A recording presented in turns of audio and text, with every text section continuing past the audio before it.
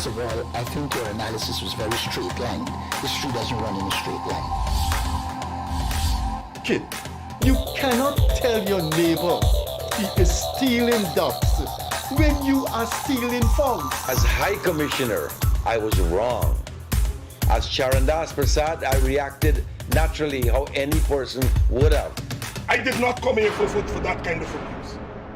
I did not come here for that kind of abuse. If you're going to go around that road, I'll walk off. But it's all okay once they're talking. If they were talking, I could not have been here today. You got ADHD. I got that. Calm down. I think I've done enough in terms of taking our team out of trouble from losing. Tomorrow, Taylor. That's good. I'm reading the script now, and the first person that comes to my mind to play a detective, Yes, but the an Guyanese erratic Mikhail detective is Mikhail Rodriguez. Why an African slap an Indian? Why a man and slap a woman? Look, Gildarie, you deal with that. You deal with that. We must encourage platforms like this because it brings together different people and allows for discussions to take place in our country on a multiplicity of fundamental issues. Gildarie, you apologizing for something you think I did is wrong. I don't want you to do that, and you should not have done that.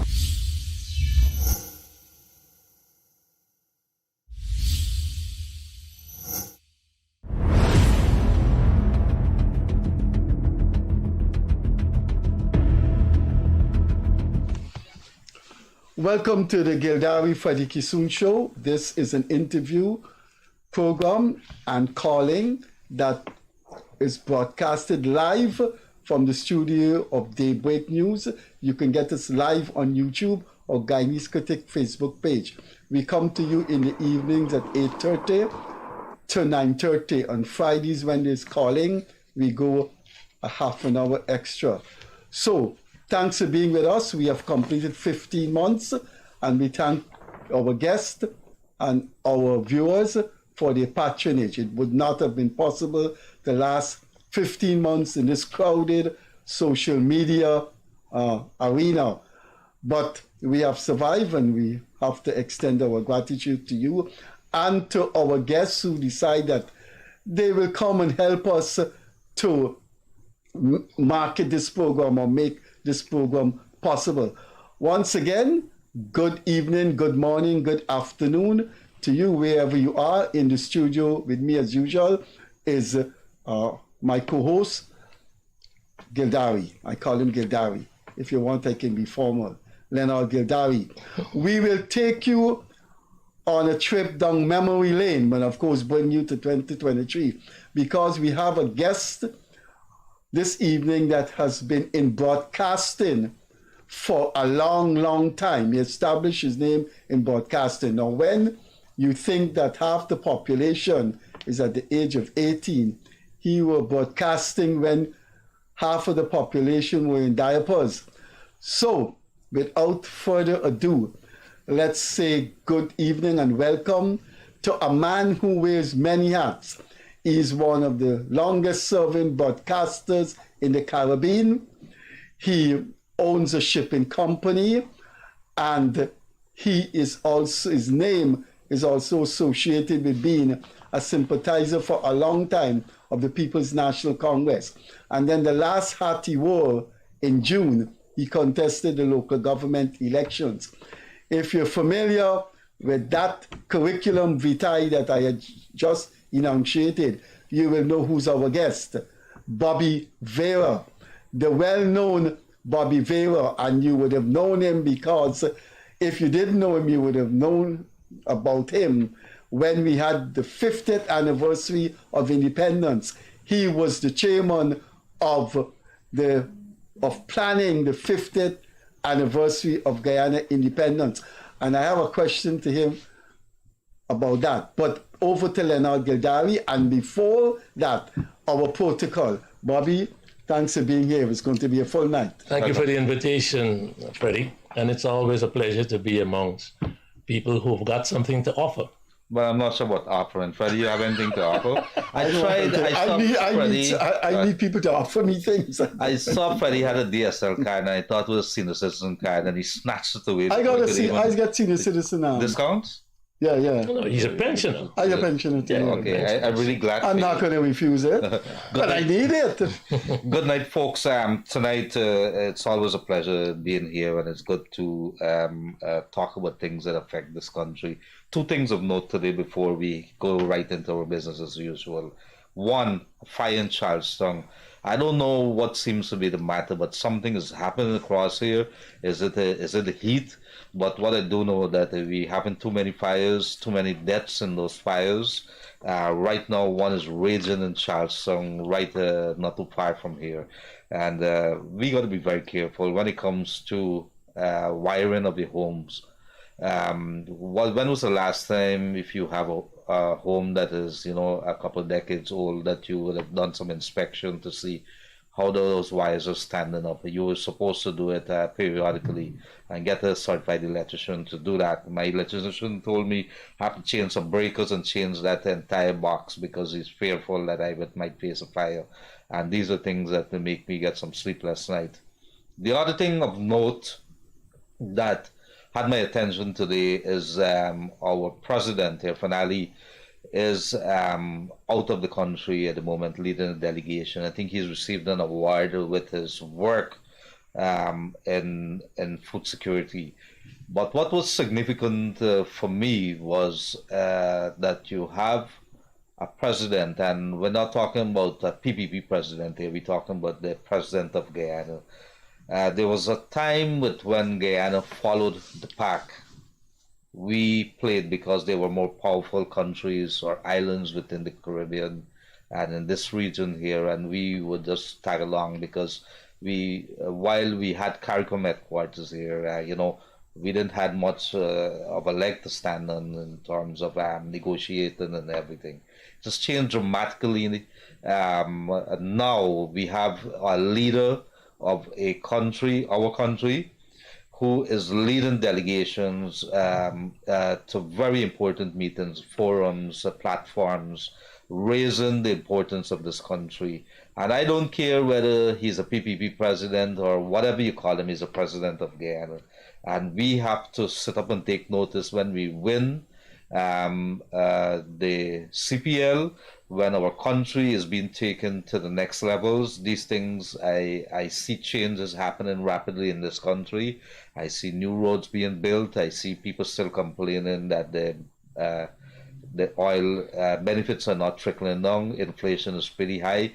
Good conversations to be having at different forums. But whatever is the case, these are things that I wanted to raise here.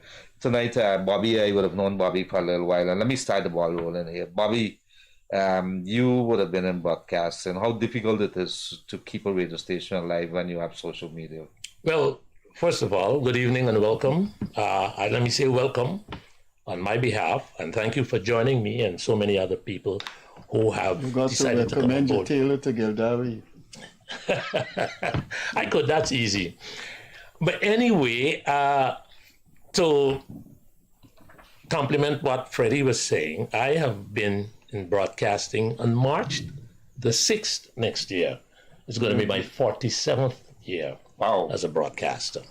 All right, so that tells you how long I've been around and been in the business. I don't think there's anybody in the Caribbean who 47 years. No, well, there are people here in Guyana. Ron Robinson is in his 58th year. Yeah, but he's not in broadcast. He has been consistently in broadcast. Yeah, he's been consistent. Ron was on the radio last night. On your radio station? Ron's Rendezvous. That's there. Ron is still consistent. I grew up listening. That's news to me. I thought he had that. You see, you need to listen to 104.1, Freddie. You don't listen to the right radio station.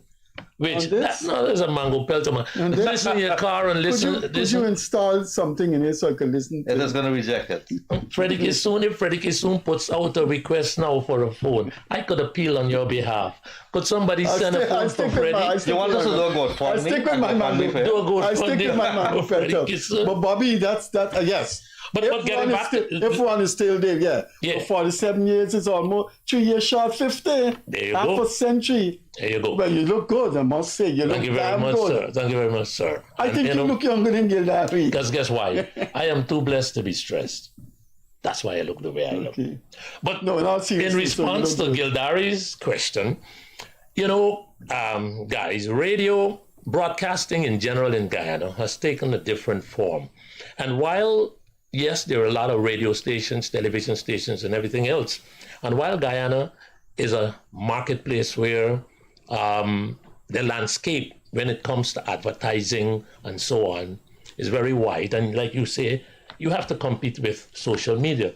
But at the same time, radio has its place.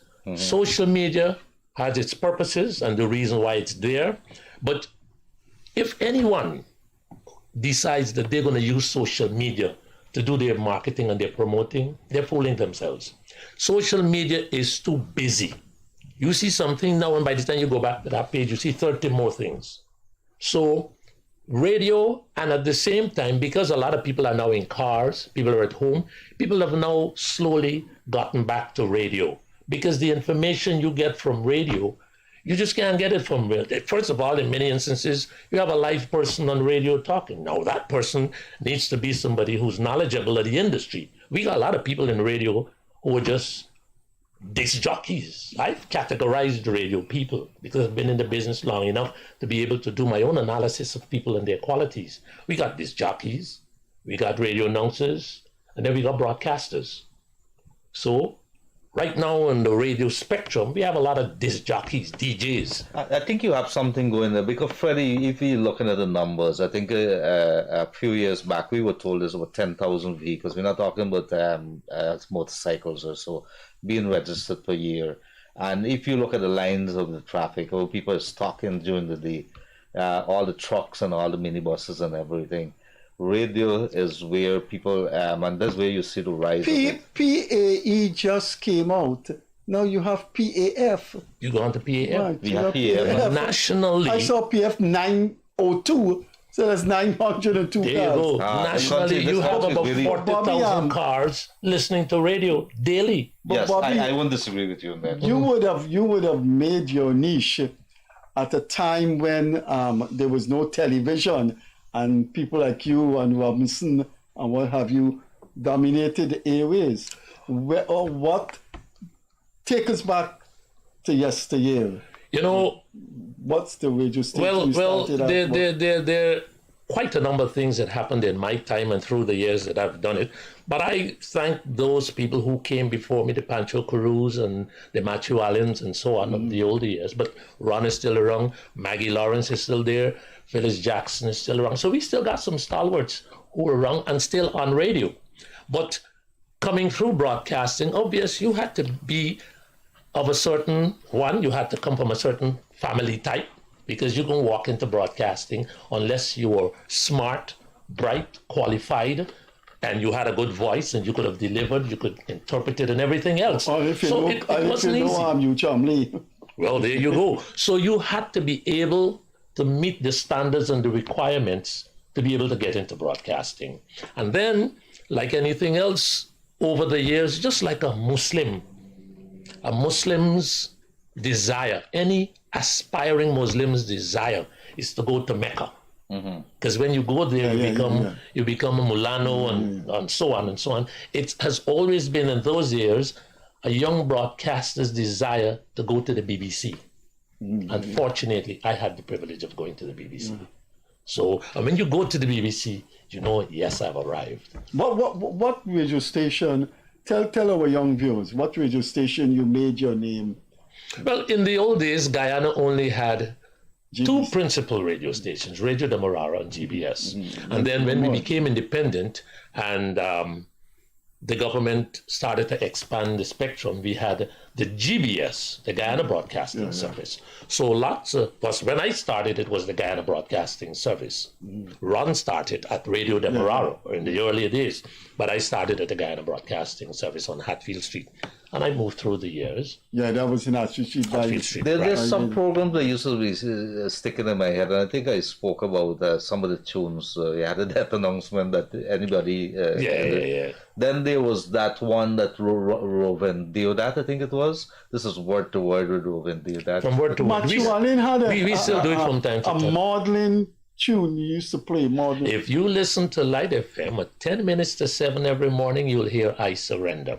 That's the song that Matthew Allen played, and it served the purpose. I grew up with that too. Because it served the purpose, because when you are getting ready to go to work, to school, whatever you're doing, and you heard I surrender, all to Jesus I surrender, you knew it was 6:45. I have a young listener in the Bahamas, because people listen to us now online all over the world. And there's a young lady who came home for the holidays. Her parents are Guyanese, but she came home for the holidays and she was so desperate to come and meet me and see me. And she said, you know what, Mr. Veira, when I hear I surrender, I scurry into the bathroom because I know it's close to 7 o'clock and it's got to start getting ready to go to school. So everything has its place and its time. We play I Surrender at 10 minutes to 7. We play a song, Heal Our Land, which we play for the president and for our nation, because this land needs healing. All right, you may not agree with me, but this land needs healing. Oh, well, let's talk about that. So in many ways, I don't want to stun you, but I know this land needs healing, and as we go through, because I got some notes I want to share with you. Yeah, but share. No. When I come up with this subject, because you invited me, right? Yeah, so I'm going to ask the old you talk what say, you want. Listen. Say blase. Say what you want to say with one restriction. I don't have money. I can't speak for Gildarie. No. We're not going to go libelous. I don't want to get... Not libelous. Outside of that, Bobby Veira, shoot. But I must admit, and I must say it publicly, when we discussed me coming on the program, you did say, whatever I want to discuss, come and discuss. And I said to you, ask me the questions. The floor is yours. Well, I will ask you. So I have some issues, right? Yeah. And I don't want to dominate the program, but every morning I do... Bobby, it's your program. I do a commentary every morning. It's your program. And I have some things that I have an issue with. And you will be able to back me up in many instances. First of all, our history. I have a problem with the way history is being treated in Guyana. History meaning... we look back at our heroes, those who have made contributions. We don't see national awards. What are we going to tell? I have a 10-year-old grandson, all right? And if he wants to see who our second president was or our third president was, unless he goes online and search, or he goes up the step of Parliament where the president's gallery is, that's the only way you're going to see all the presidents. And you don't even see the prime ministers. Go to Trinidad and Tobago. As soon as you hit the airport, in the arrivals hall, there are the pictures of the presidents and there are the pictures of the prime minister. Just recently, Trinidad just released airing speeches made by the late Dr. Eric Williams. You could go online and do it. Yeah. So why aren't we doing that for our heroes? We're waiting until they die? So that's one of the things that I have a concern with. Well, I will back you up on that. I think I wrote about 5 columns on that. Why do the St. Rose's School has been rebuilt, and those students would not know that just across the road was where the city got its water supply. That was where GWI first. That is where it was, where the Indian monument is. And I asked the Supersod if he could put up a sign, because he was in charge of the Monument Garden, just to inform people this was where, and he said yes, but unfortunately he passed, and I think we need to... That was the first GWSC, the Georgetown Sewage Water and Control Commission. That's where they were. So the immediate past, Tom Clark, Royston King, started a project on Merriman's Mall, where it was intended to put the bust of our presidents. Near to opposite... what is the history? I talk about making certain that we respect and look at our heroes. Go to Trinidad again. You see Sparrow's statue is in the place. Kitchener's statue is in a place. They were not politicians, but they contributed to the awareness of Trinidad and Tobago. Ron Robinson sat in the same chair you sat, and I wrote it twice, and I said it to him to his face. The Theatre Guild should be named Ron Robinson Theatre, or something has to be named. More than 50 years serving this nation in Broadcasting, acting, directing, and everything. And you haven't have anything named after him? We don't have anything named after anybody, just a few people. Look, Chetty Jagan International Airport, it's named after Dr. Chetty Jagan. Unless you're arriving from a flight into Guyana, you see Dr. Jagan's picture, or you're departing, you see his portrait on a wall. His statue should be outside of the airport so that everybody who comes to the airport will know. You know, here's a funny one. A group of us were chatting one day. We were talking with some youngsters, and we were going through history with them and knowing the presidents and people. We asked who was Burnham, who was Arthur Chung, they knew. You know, we asked who was Chetty Jagan, one of them said, he owns the airport. So what does that tell you? And it's the same way, just how we putting animals, birds and all of that, and they contribute. Yes, they do part of our whole naturistic things, but why don't we put people? I am saying, take down the turtle from outside the Humanayana and put Burnham's statue there. He contributed, just like you can put Chetty at the airport, put Burnham there. And there are people who are deserving because of their contribution to this country, whose memory and the history surrounding them should be placed there. Janet Jagan was the president of this country. Where could you go and see a picture or read something about Janet Jagan if it wasn't for the internet? This is where we're failing as a people. I know my thoughts are going there. Freddie. Do you know what happened, Justice? I'm going to write about this. Happy Acres, the Happy Acres and the village next to it. They have now named the streets there. I was there. And guess what are the names of the street? Bougainville Street, Exover Street. Why? Somebody had to landscape Happy Acres. An insurance company did the land, bought out that place and sold the lot privately. Why not name a street after the insurance company? Why not name a street go to Happy Acres and what's the street, the village next to Happy Acre? I can't remember. Montrose. Starlight Drive. You should see the brand new signs on the street. Exoria Street, Lotus Street. But you know something else? Listen, Diamond, which is a relatively new development, all right? Yeah. Diamond has First Avenue, Second Avenue, Third Avenue. Why can't we name them after people who contributed, our heroes? You got cricketers, you got cultural icons, you got people in every sphere. Who sits down and decides? These are some of the things. Even in some of the new areas, you could develop an area and you designate that area to be named after our presidents. Bobby, are you a cricket fan? Yeah, but I don't. I think I'm not a cricket expert or anything, but I would maintain, I think Rohan Kanai was the most stylish batsman Guyana produced. I know Chandrapal has a big record, but I think Rohan Kanai, there's nothing named after that man. Clive Lloyd was designated the most successful West Indian captain. We have a cricket stadium. The stadium in Guyana is the only one in the region that has not been named after one of their cricketers. The country, this country.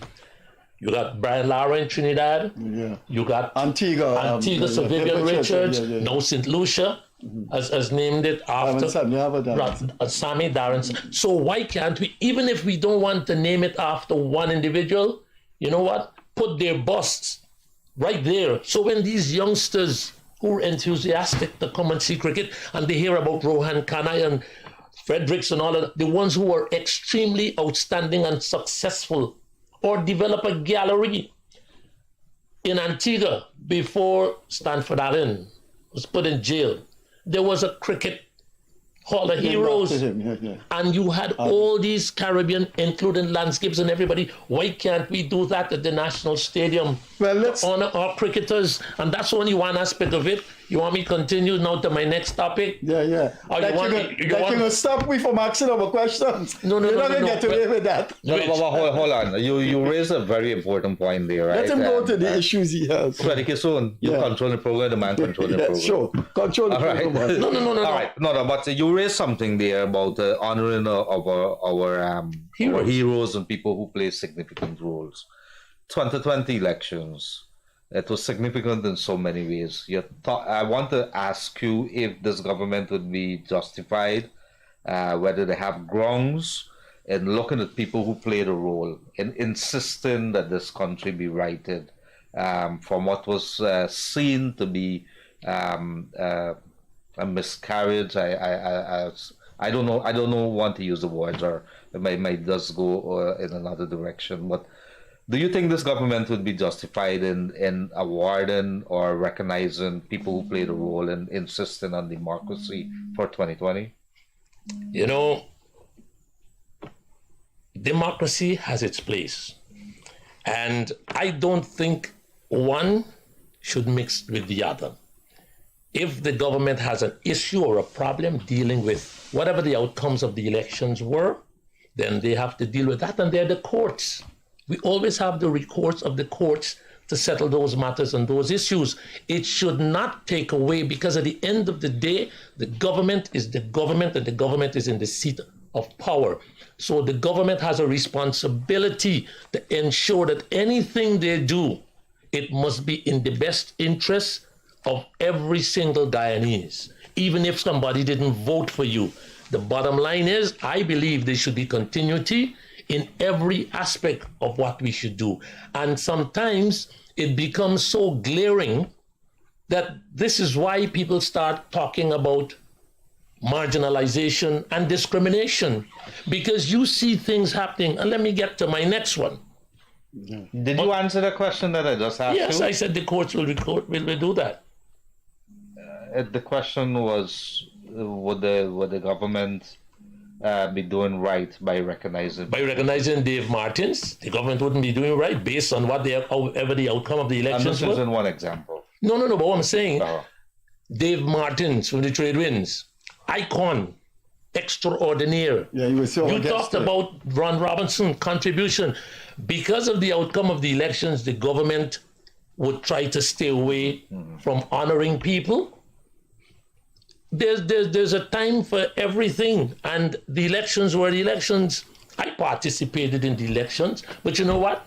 After that, I've moved on. I know you got your No, I'll let you slip in your question. No, you slip in your question. I wanted to ask you this because you were the chairman, you were the head of the planning committee for the Golden Jubilee. And I know one of the decisions, I'm asking you if you took that decision. If you, Bobby Veira, said, I wanted this. They said they have the anniversary march from Stabrook, and therefore they asked the vendors to clear the area.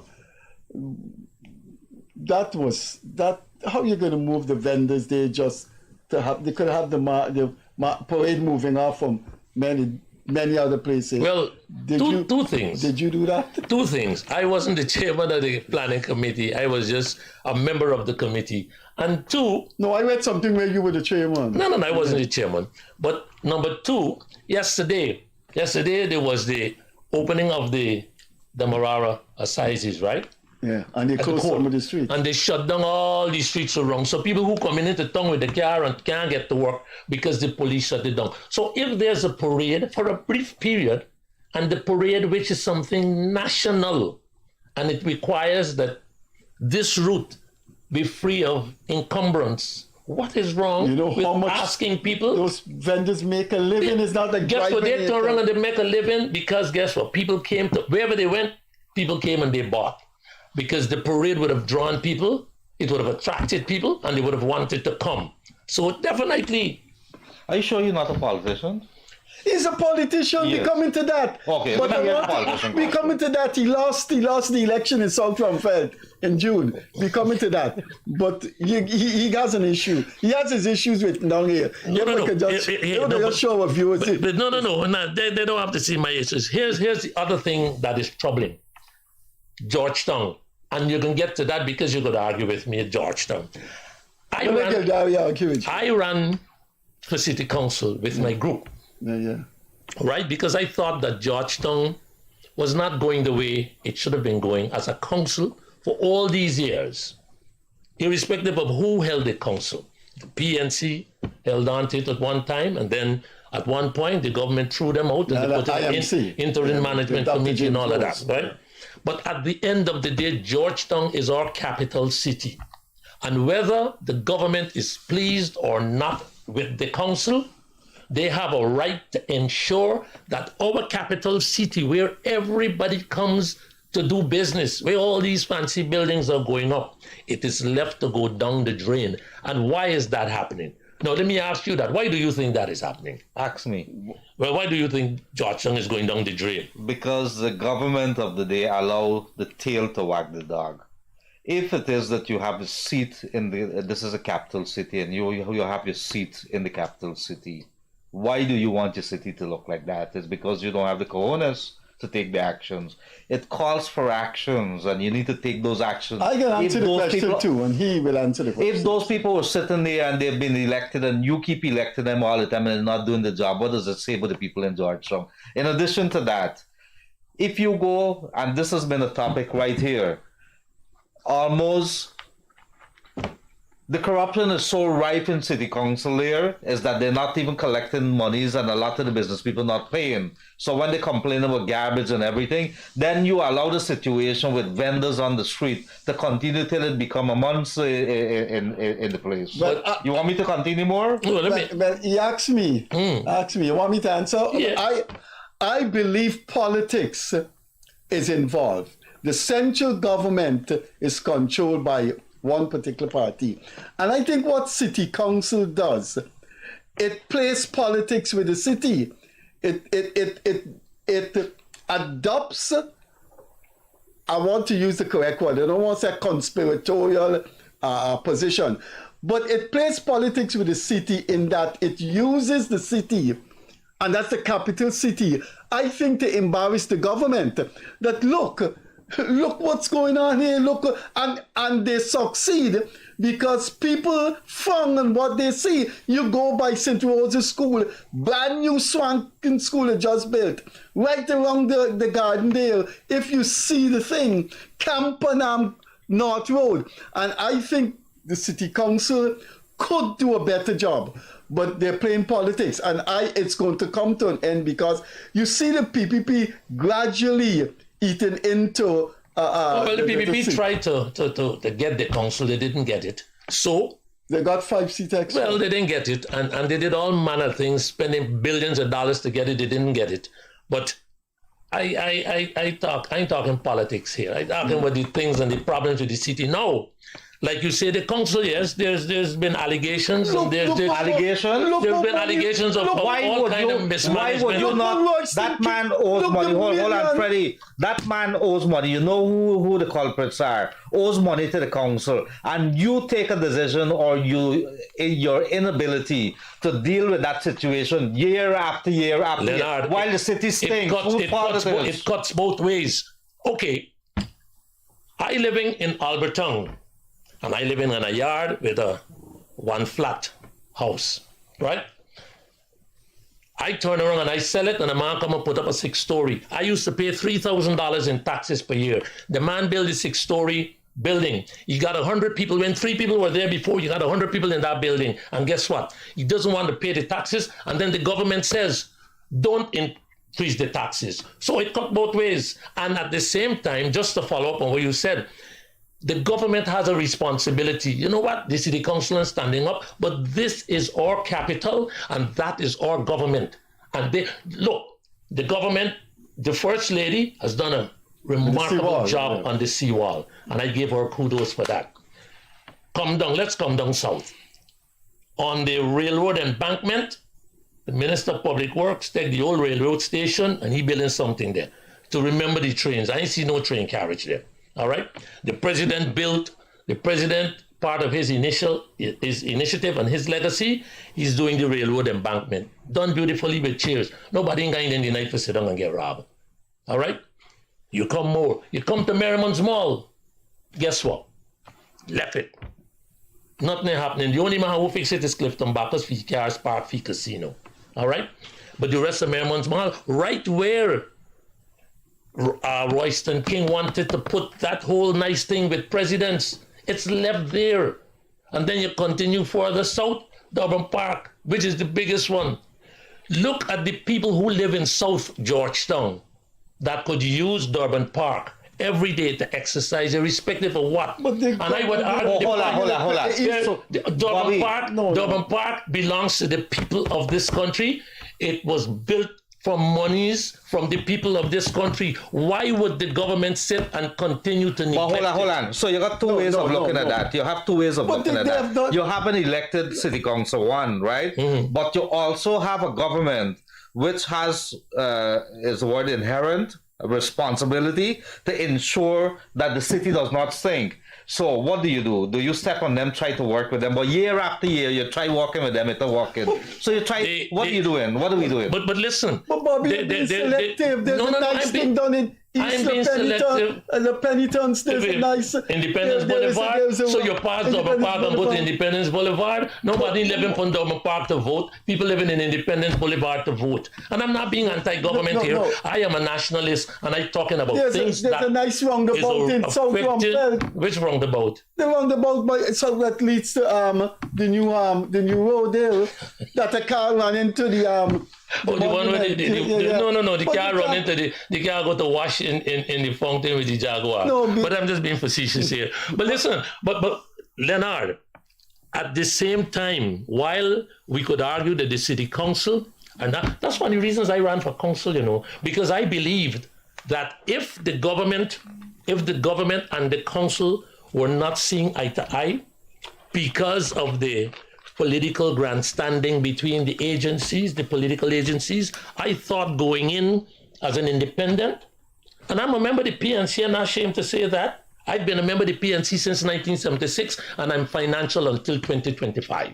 So I don't have no qualms about saying that. But I went to the leader of the PNC, and many people don't know that. They thought, and they accused me of jumping ship and do all manner of things. But I could say tonight on national viewership, I went to the leader of the PNC and explained why, as a member, why I was stepping out of the fold to do what I wanted to do. Because nothing was happening for the city. And I prepared a manifesto with 19 points, including things that I would like to see.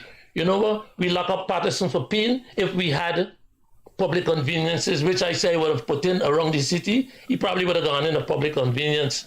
You see, it's a I went to pee in front of the camera and then point to the camera. So, but there's a lot of story. But hold on. It raises the question of why you didn't go with your party. Why? You contested. Because it wasn't making sense, Freddie. After 50 years, it wasn't making sense. Sometimes we have to look what has happened in the U.S. Congress. Sometimes you have to step out of the box. It doesn't mean that you're condemning. Look, I operate, I think, and I split the vote. No. I operate and I think nationalistically. My interest is about Guyana. Last June, my interest was about Georgetown. And if after all these years nothing is happening, then somebody has to have the gohunas to come out and say, you know what? That direction is wrong. Let's try this. But you're going to present your dossier to the PPP. Say, look, I'm Bobby Veira. I'm a businessman. I didn't want to be subservient to nobody. And that's what you have to do. Would you advocate for a stance of the people of Guyana, which says, you want to run for office, whichever office, whether it's the president or the mayor of Georgetown or mayor of Caribbean? If you don't get it done and there's corruption on, they watch it, name and shame them. Because why is it that you come into the people and say that you're going to do this and next 5 years you do it, and then you want another 5 years to go back there and do it, and we, the people, allow them to go in and don't perform, and yet we continue to complain about the poor state of affairs. Who's to be blamed? That man who we put in or me? It's politics. Well, the people can put in whoever they want because they can get coerced into going and voting for who they want or who they think can do things for them. And then it doesn't happen. But at the same time, Freddie, we've got to create the balance. And that's why I'm glad you invite me tonight. Here's the balance. Let's look at governance right now, what is happening. I have no problem. I believe in government. When I think and I speak in the mornings on my radio program, I speak about social issues, and I don't condemn the government. I raise issues. And I raise the issues that people would like to hear raised because they don't have the privilege to sit and hear it. Here's this thing. Here's the next area. Culture, right? Ministry of Culture, Youth and Sport. You have a ministry that oversees 3 disciplines: culture, youth, and sport. The minister is a young minister, sprightling, very sporty and all of that. But guess what? We see everything for sport. What is happening with culture? You go down Homestretch Avenue, spanking new sports hall en route, and then look at the National Cultural Center. That's neglected. And within the ministry, there's a council, National Sports Council, where you have a chairman and a board, and then you have a director of sport. What happens with culture? There is no culture council, a national cultural council with a chairperson and a board and people who understand culture. And that is why I can quickly shift to the cricket. Cricket is good, CPL is good. Look at the monies that are spent. How many people benefit from what happens with CPL here? I'm not saying it's not good, sports are good, but how many people benefit? On the same way, we should look at other aspects of raising our people. Culture is important, and Burnham wasn't your best friend, but Burnham was a visionary. But because when it came to culture, he showed the world where culture did a lot for Guyana. But Bobby, the elephant in the room would always be you complaining, right? Or you're raising issues that you're very concerned about. But you are part. Hold on. If we had national service, the Venezuelan foreign minister would never go to the United Nations and stand up and say Essequibo we own. He said so, the United Nations. But anyway, let me go back to Gildarie. Hold on, coming back to you. So you were part of an administration. He said, you had a voice. Hold on, Freddie, hold on, man. You had a voice within an administration that came out of office in 2020, and you've raised issues on that. I can't say that you are an unintelligent person. I say that you know what you want. You're passionate. You're patriotic over Guyana. How do you use that word? Why did you not raise these kind of issues and concerns with your government there and insist in a big way that they do it? Okay. Every single thing that I'm talking about, everything was discussed. You remember the last government were in office for just about 3 years or so, or a little over, when they were in no government confidence, for 5 years. When the no confidence. They didn't have parliament for a year. Well, but they were running the country for 5 years. You still got parliament for appropriations and monies and all of that. But getting back to what I'm saying here now is that the previous government out of office. So as far as I'm concerned, there's nothing to discuss about what they did and what they didn't do. You can't approach it. Nah, continuity. You are in power now. You started this program saying somebody's history. Which is, we can talk about history, but culture? Culture should be continued, Freddie. You can't answer it. You can't escape the question, and you're doing that. No. Tell me. As a long-standing, you were, listen, you are prominent. I lived in the US for 25 years. You used to come back often. Come and go. You used to go often. Come and go. And I never held any political office in this country. I'm saying this to you. Mm-hmm. I'm saying you never held a position in the executive branches of the PNC. But you had an extra party, or you have an external influence. External meaning you weren't in the domestic forums of the party, but you had reach, and because of you, people like you, Larry London, you had reaches into the presidency of this country. Just like I had reaches with Irfan Ali when he served as Minister of Tourism. I worked with Irfan Ali for 1 year in New York, promoting Guyana. When Guyana hosted Carifesta, Barrack Jagdeo asked me to have oversight of the opening ceremony because of my patriotism. Every time any minister or otherwise came to the US, I worked at radio stations and televisions in the US. I accommodated everybody because you know why? I'm a Guyanese in the first instance. But if I am here now and I see things not happening, I have a right to raise the issue. And you do have a right to raise the issue because everybody doesn't get the chance to do it. But remember, you're raising these issues contextually, and people will ask you questions as Gildarie has done. You looked at some landscapes that the government has done, and you said, why not this, why not that? But what about Homestretch Avenue and that thing that is now a white elephant? Ask the government. It's your government. You were part of that. Listen, you were part even of if that I was thing. a part of you it. had access to Mr. Granger. You Even had if- a high profile in the 2015, 2020, man. Listen, Everybody knows Freddie, Larry London and Bobby Veira. Freddie, even if I did, at the end of the day, the APNU came out of power and it is still there. The government that took over power had a right to ensure that it continued. But you know what? If you take a look at everything that was done by the APNU, unless it serves a purpose now, this government don't pay attention to it. And I could tell you, and I could call issues and situations, but I ain't here for that. I'm not here to condemn government. I'm here to talk about national issues, which I think needs to be brought to the let's talk national issues. That's what I'm talking about. He got his issue. He got his issue. This is what I'm saying. All right. National issues. Yeah. Here's this thing. Prepare list. No, here's this thing. We are developing Guyana. Congratulations. The government, the president has a vision, but he probably ain't got the right people around him.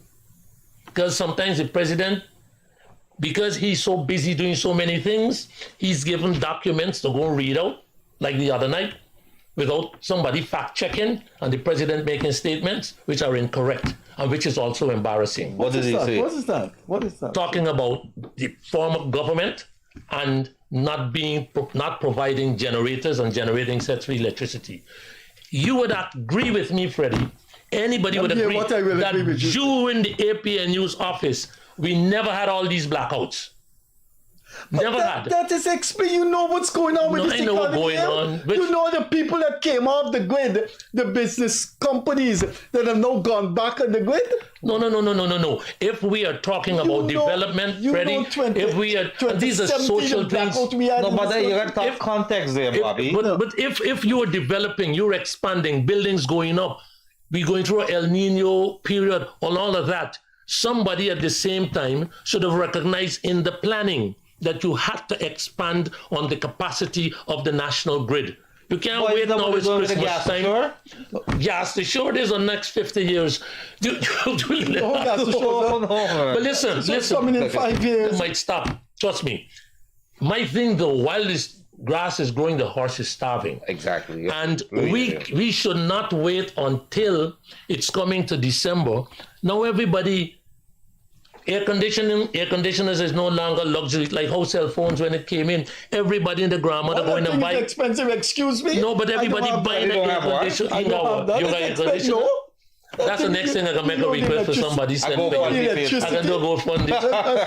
You can't look at Leonard, if we expand, if we're doing all this development, we're talking about being the fastest growing economy in the world and all of that. And you can tell me, with all the development going on, somebody, I ain't saying the president, somebody who's advising the administration, right? Some engineer or somebody ain't gonna sit down in a corner and say, look, while we're building, we need to ensure that the grid expands or the capacity to generate electricity increases. You can wait till now.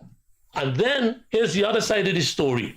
We go in and buy in 17 generators, reconditioned generators from the Dominican Republic. The Dominican Republic is a Caribbean country. They're producing any generators. It's probably what they don't use, and they shape it up, paint it up, pile it up, and then send it to us. You know what's the wrong time to add a generator? My friend, this government been in power for 3 years now. If the generators are in good condition, why should we go to Sweden and Denmark and buy condition? What is good condition, my friend? Have you seen the generator? I am saying we should have never even envisaged going to the Dominican Republic to buy generators. We should have gone to Wartsila or somewhere. Caribbean We got the more. Unfortunately, I happen to know, very familiar with that. We The got turnaround more. time of getting those generators from Wartsila is at least about 2 years. No, but My what friend, is wrong it with should buying have the happened from day one. From day one, that should have happened. All right. Politics Caribbean time. Airlines Politics buying, time. Caribbean Airlines buying 12 new jets. 12 jets and not new ones. No, There okay. is not new ones. Politics time. But you know to get it from? The government and the opposition. The government and the opposition. The opposition, according to figures of the 2020, 218,000 persons. I want you to rate the performance of the opposition. What new programs, what have they done since to represent those people that who would have voted for them, and maybe the extension the rest All of right. the end. It's And then I also want you to maybe give me 3 or 4 things if you to reach with their finale, because I know we're winding down on time. And you say, Mr. President, on behalf of the rest of Guyana, I'm going to give you 3 things that I want you to do, or let's see if you want to give me 5 things that I want you to do for this country. Well, I already rattled off a couple, but here, Thank you. with But the, you go right with the- ahead. with the Do your other opposition, issues, come. no, but with the opposition, we got time, we I got would time. admit the opposition has done a poor job of representing people, and I said it on my radio program, and I don't have to make Would any you apologies support about that. a new leader? Would you support a new leader? The party people will do that. That's a matter for the Your party, not for, you not wanted the for Bobby Veira. oldest serving member of the PNC, 73. You When joined. that time comes around, it will be dealt with, my brother. Do you think they have people in the PNC that could present a dépouillement, a portrait, a dossier, a gamut of policies that would make the PNC more appreciated in the world than the current leader? Do you The believe? PNC has a lot of people with potential, ability, and skills. But right now, there is a leader who was elected, and that can't change until there's a Congress. What you have to ask him, and you're not asking the right taking me question. through But that is he doesn't best? change it. Ask the right question, Freddie Who? Kissoon. Do you want to say we must move Norton? No, you got to ask him the right question. You're not asking I've the right asked him if question. he thinks that there is the current leader of the opposition needs to be changed. I asked him that, but he's No, Mr. that's not what Evasive. you have to ask him. Well, The what man you- has already answered you. The man says the So party what you want? I would ask him the question, and I don't think you could beat around the bush on that. Let me hear I it. would ask you, do you believe that Aubrey Norton is doing a good job to represent his party? Is he representing the 217,000 persons? I made a statement a moment ago. I Yeah, she said the said- opposition. Yes, he said. I believe the opposition is not doing a good job. I said so. The opposition is not Norton. Your question is wrong, Gildarie. Norton is just the leader of the opposition. There are other people in the opposition. There are 30-something people in the parliament who represent the opposition. So they don't have to wait on Aubrey Norton to come out and say things. They too could come out and say things. You know where the box stops, right? The buck may stop with Aubrey Norton, but at the same time, there are other people in the opposition who has got to say things too. So while people may be displeased with his demeanor and how he approaches things, there are 30-something other people as well. So they all are responsible. That is why I said, in a global form, they're not performing. Instead of Van Westphal, send you to Venezuela. Bobby, Very good.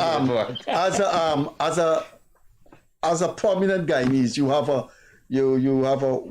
one of the most patronized radio station. You have a high profile as a businessman. You're a ship owner, etc. And you have served your country well. You had a formal arrangement with Irfan Ali when he was minister, Vice President Jack Dio in the past. If there is a project to bring people like you on board to help with nation building, would you work with this government in a formal capacity? Immediately. Once it has to do with patriotism and anything nationalistic, I am ready. Here I am.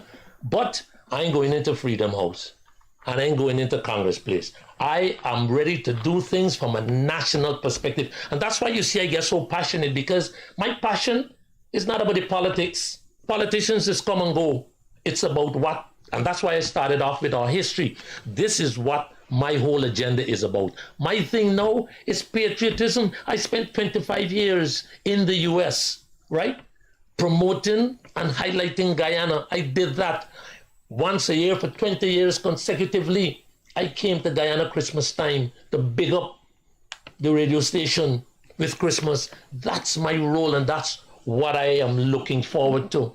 Enunciate your issues because time is going. All right. Well, I spoke about those. The other important one, like I said, was carnival, cricket. Right now, we are looking at bringing people to Guyana.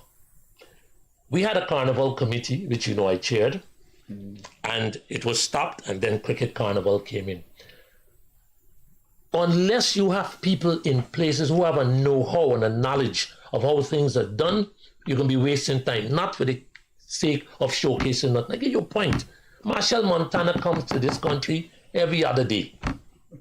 Whether he's coming to sing or whatever, he comes, right?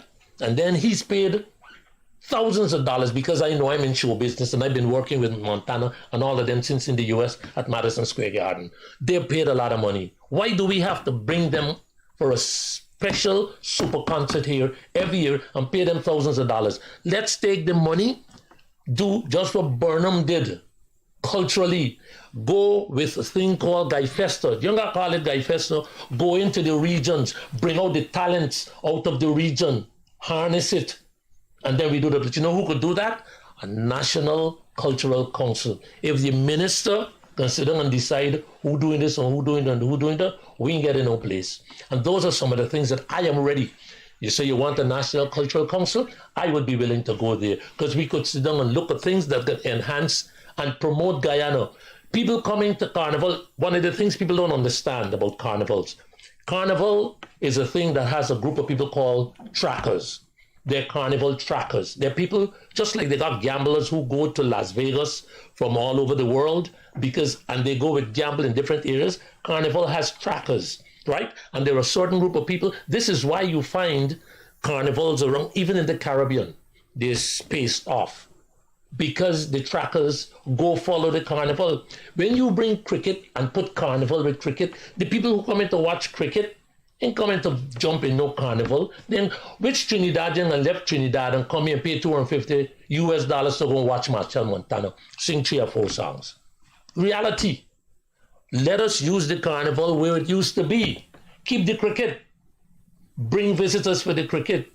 But let's use the carnival if we want to attract foreign exchange and foreign income.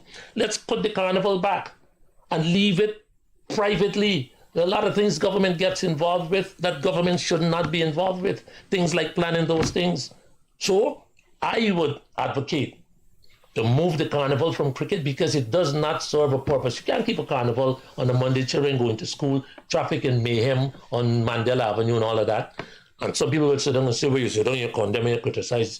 No, but these are the realities and these are the facts. And these are some of the things. So if you want to know what I can tell you, finally, there's one of the first things I can tell you. And then I can tell you, go buy a garbage truck is $150,000 for one.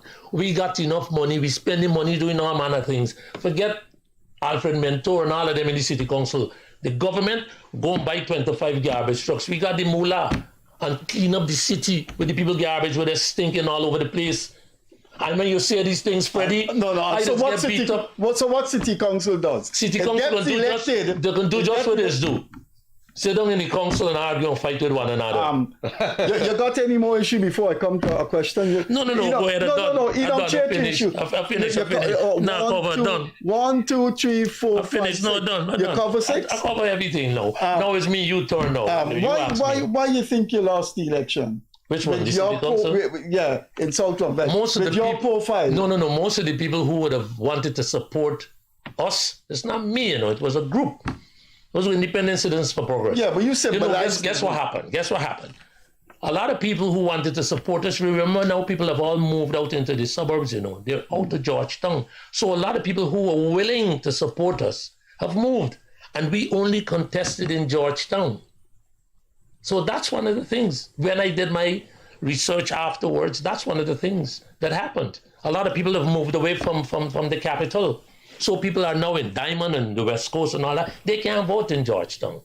But you still had a catchment of voters that should have gone for you. Guess what? The name is there. Independent Citizens for Progress is there. And you want me to give you a hint? Yeah. Keep your ears open. Oh, now you heard that? But you can't be I said nothing. You can't be serious. I have not said anything about keep your ears The PNC open. is going to crucify you. Crucify me? Yeah. Why? Because I am not subservient to anybody. Because they're going to want to know why you're forming a third party. I am forming no party. I am committed to the Cooperative Republic of Guyana. You hinted something like that. I said just keep your ears open. I might be running for president. Suppose it's that. So you can't assume. We run for president on which party? I might form one. You never know. Well, you see, I might run for president on the PPP platform or on the PNC platform. You never know. I am a Guyanese first and foremost, buddy. But you tonight on this program, you took so many jabs, maybe unnecessarily at the government. I didn't put jab to the government. No, I was speaking about you're coming across as independent. No, Freddie. But listen, that's my entitlement as a Guyanese. Yeah, sure. I can't sit down and clap for the president and the country and the government and things are happening right. Look at the roads. Roads expansions are great, but guess what? I live in South Rhineville, right? It's a nightmare. And then the contractor who's doing the road there do their own thing till they bust the pipe, and for 3 days the people don't get water until they come out and protest. Then it fixed. Look at Cemetery Road. I suggested, and I had the privilege of living like you in a first world country.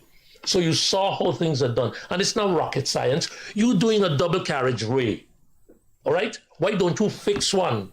Get the traffic there going, right? While the other side is disrupted, and then move everybody on the other side and you get to work comfortably. They don't do that. You see roads and stuff building in first world countries. They work at nights. They don't disrupt the traffic.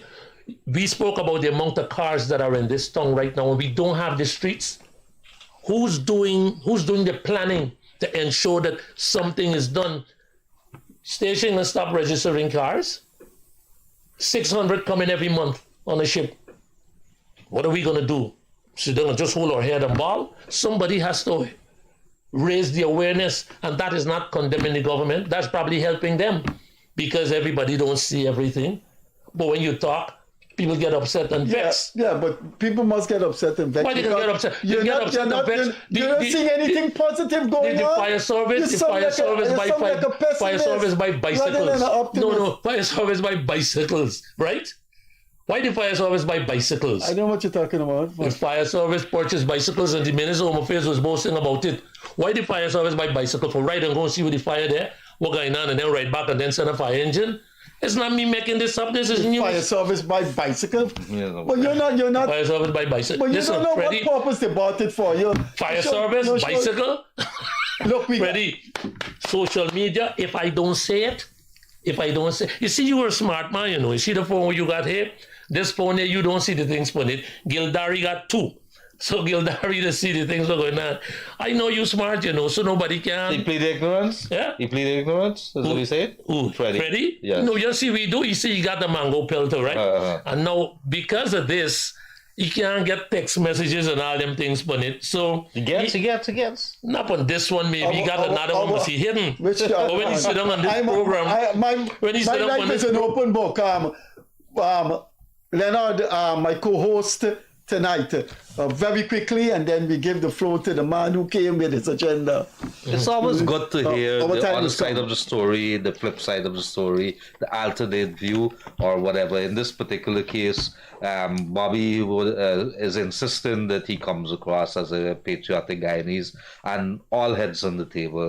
We could have those kind of discussions in a very mature way. I'm all for it. Whatever it is that takes this country forward, let's do that. In the meantime, I'm going to ask whoever it is in charge of the National Museum to let's start to relocate and do something about that museum. Okay, thanks.